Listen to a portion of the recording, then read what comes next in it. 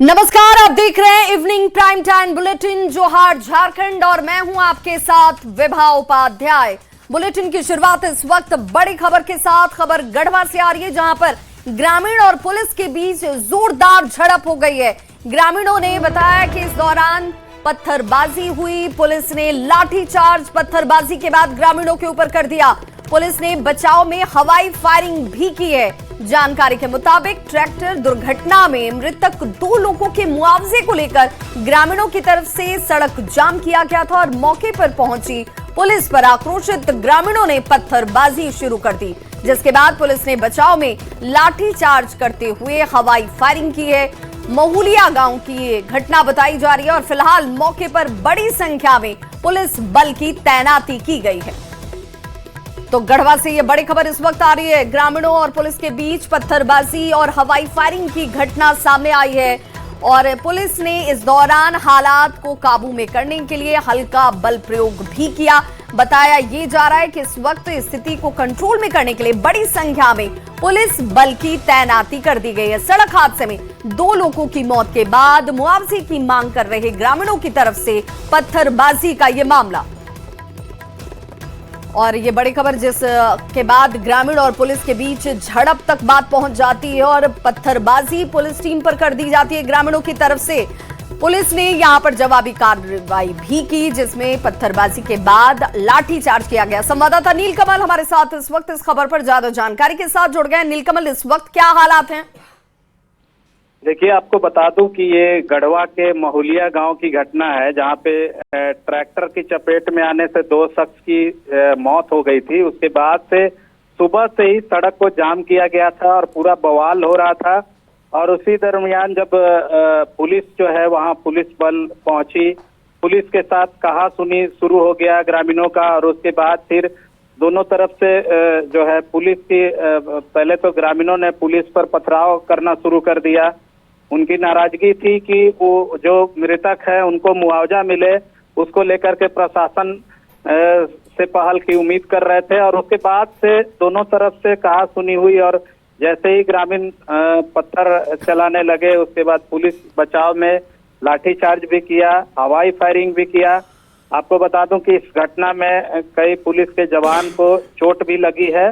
फिलहाल जो ग्रामीणों की मांग पर क्या आश्वासन?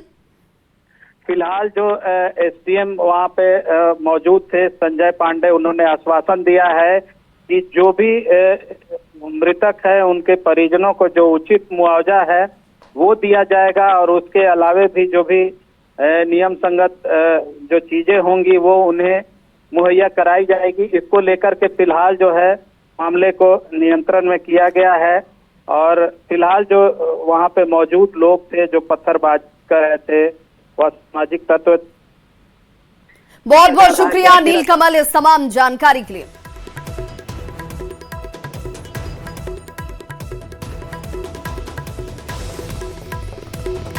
तो मुआवजे की मांग कर रहे ग्रामीणों को हालांकि यहां पर शांत कराया गया है और एसएसपी की तरफ से लोगों को आश्वस्त किया गया कि जो कानून सम्मत कार्रवाई होती है और जिस दायरे में जो मुआवजा दिया जाना चाहिए वो जरूर दिया जाएगा।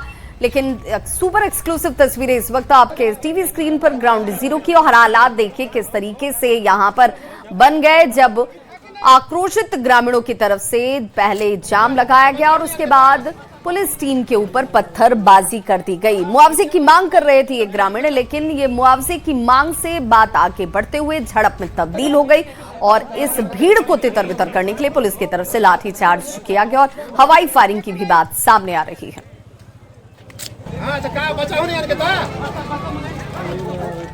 सारंडा जंगल में हुई मुठभेड़ नक्सलियों के गढ़ को तोड़ने वाली निर्णायक कार्रवाई साबित होगी या जंगल में छिपे खतरे अब भी बाकी हैं?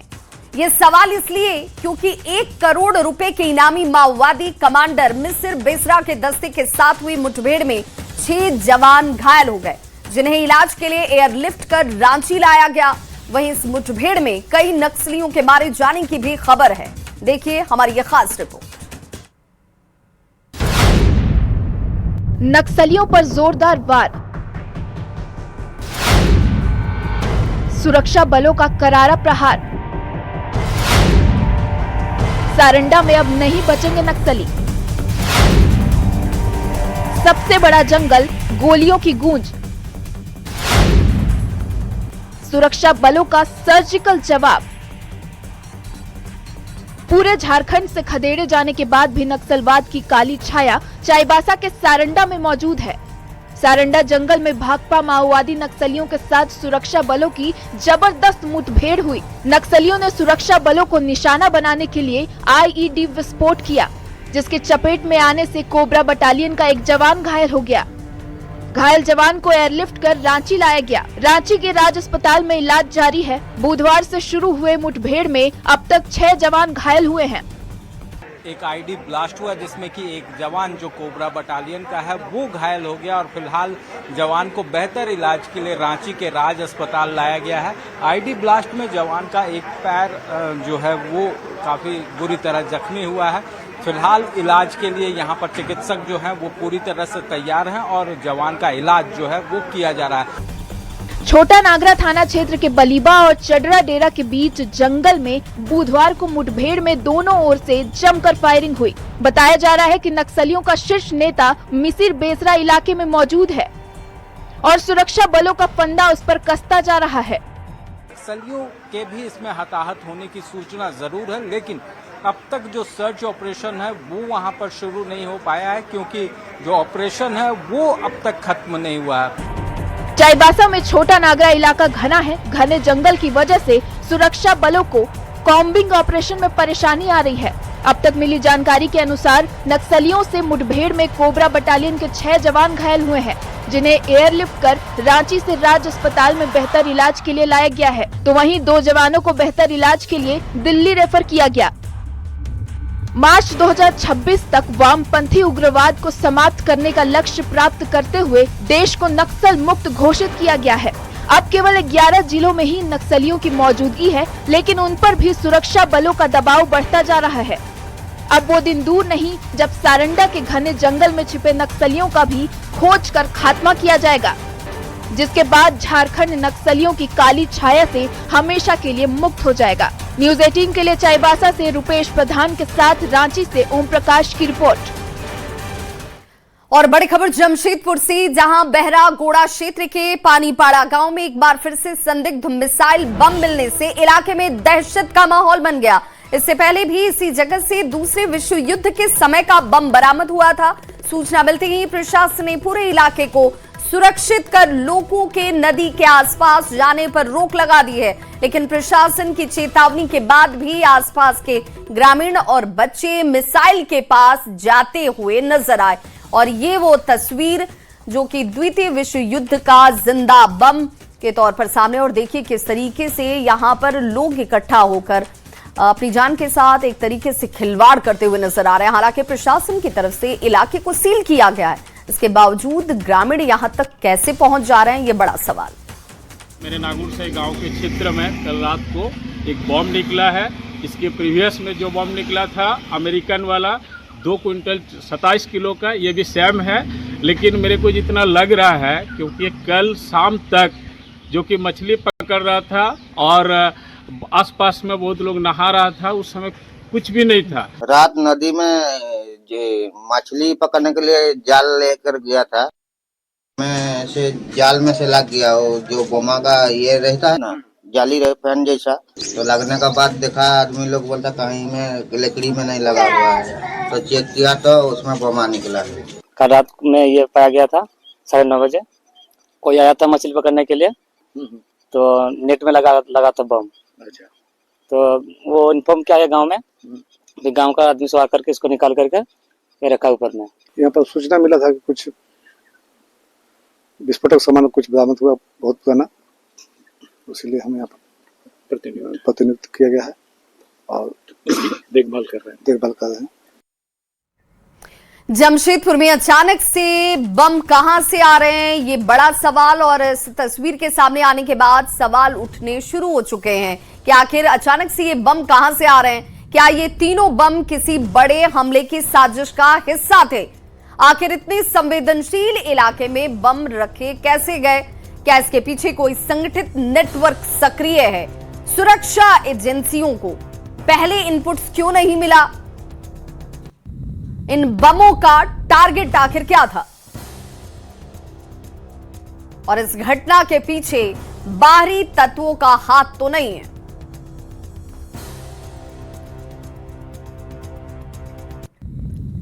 और अब बात करते हैं उस घोटाले की जिसने सालों तक सरकारी सिस्टम को खोखला किया।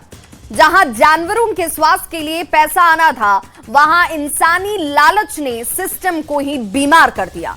रांची के कांके स्थित पशुपालन विभाग में 3 करोड़ का महा घोटाला सामने आया है।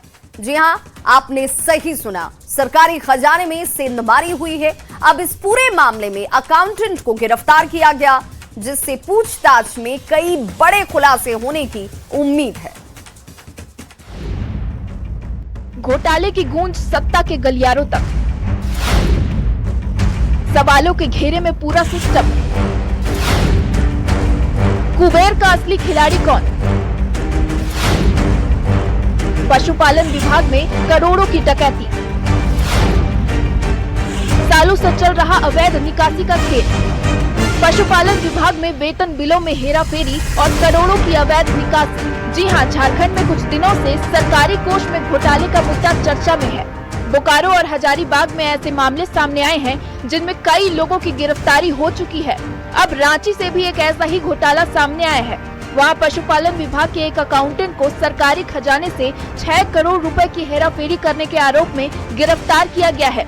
सरकारी खजाने में घोटाले के इन आरोपों को झारखंड सरकार ने गंभीर बताते हुए जांच तेज कर दी है। की गई है उसमें जो पशुपालन विभाग में एक कार्यरत एक अकाउंटेंट है, उनको जितने भी रेलिवेंट डॉक्यूमेंट्री एविडेंस मिले हैं अवैध निकासी के, और जो अकाउंट्स में जो मैनिपुलेट करके जो अवैध निकासी की गई है उसमें एफआईआर करके उनको आज अरेस्ट करके और जेल भेजा जा रहा है। पुलिस जांच में ये बात सामने आई है कि मुनींद्र ने बेसिक सैलरी में छेड़छाड़ कर उसे बढ़ा लिया। 43,000 को 4,30,000 कर दिया, जिससे उसका वेतन करीब 7 लाख रुपए तक हो गया। जबकि दोस्त सह अनुबंध कर्मी संजीव को वेटरनरी डॉक्टर बताते हुए 1 करोड़ 42 लाख रुपए उसके खाते में भेज दिए। ट्रेजरी घोटाले की आंच जो है अब वो झारखंड की राजधानी रांची में भी देखने को मिल रही है। ताज़ा मामला पशुपालन विभाग से जुड़ा हुआ है, जहां पर एक कैशियर के द्वारा वेतन मद में घोटाला किया गया है और करीब 3.25 करोड़ से ज़्यादा की रकम गबन कर ली है। बता दें कि इस मामले में जो अब तक जांच हुई है उसमें जो कैशियर है मुनींद्र कुमार, उसे गिरफ्तार किया गया है। मुनींद्र के जो जांच में तथ्य सामने आए हैं उसके अनुसार मुनींद्र ने अपनी बेसिक सैलरी को 43,000 से बढ़ाकर 4,30,000 कर दिया था। इस पूरे मामले में कैशियर मुनींद्र को गिरफ्तार किया गया है, जबकि एक आरोपी संजीव फरार है, जिसकी तलाश पुलिस कर रही है। कई बैंक खातों को भी फ्रीज कर दिया गया है। अलग अलग अकाउंट्स में ट्रांसफ़र किया गया है। वो जो प्रोसेस है मल्टीपल अकाउंट्स में जो है उनको कुछ को फ्रीज किया गया है, कुछ को अभी जो फ्रीज करने का जो क्रम है वो चालू वो काम का भी किया जा रहा है पुलिस के। इस मुद्दे को लेकर सियासी पारा भी हाई हो गया है। बीजेपी ने हमला बोलते हुए कहा राज्य में लूट ही लूट है, तो वहीं जेडीयू विधायक सरयू राय ने दोषियों पर सख्त कार्रवाई की मांग की है। तो घपला करने वाले लोग हैं, इनका सर कितना चढ़ा हुआ है कि ये सिस्टम की बिल्कुल नहीं सुनते, अपनी मन मर्जी करते हो। ऐसा तभी जब लोग करता है जब सत्ता के शीर्ष में बैठे लोग और ब्यूरोक्रेट्स का उनको संरक्षण हो। तो जब तक गहन जांच नहीं होगी कि कौन इन साजिशकर्ताओं को प्रश्रय दे रहा था, किसको कट जाता था, तब तक फिर पूरी बात समाप्त नहीं होगी। तो ये व्यवस्था का दोष है। लंबे समय से सिस्टम का पालन सरकारें ही नहीं कर रही हैं, तो सरकार सिस्टम का पालन नहीं कर रही है तो तेज मस्तिष्क वाले लोग इसका दुरुपयोग कर रहे हैं। पशुपालन विभाग में पहले भी घोटाले हुए हैं, लेकिन इस बार डिजिटल इंडिया के दौर में डिजिटल लूट हुई है। पुलिस ने कैशियर को गिरफ्तार भी कर लिया है, लेकिन सवाल उठता है कि क्या ये महज एक कर्मचारी की हिमाकत है या इसके पीछे बहुत बड़ा सिंडिकेट काम कर रहा है। ये जांच किया जा रहा है कि क्या ये जो गबन है ये सिर्फ मुनींद्र के द्वारा ही रची गई थी या इसके पीछे भी और कोई लोग शामिल है। इस तमाम चीज़ों को लेकर पुलिस की जांच तेज है। अब देखना होगा कि जांच में किस तरह से खुलासे होते हैं और कौन कौन से आरोपी जो हैं वो पुलिस के गिरफ्त में आते हैं। रांची से न्यूज़ 18 के लिए ओम प्रकाश।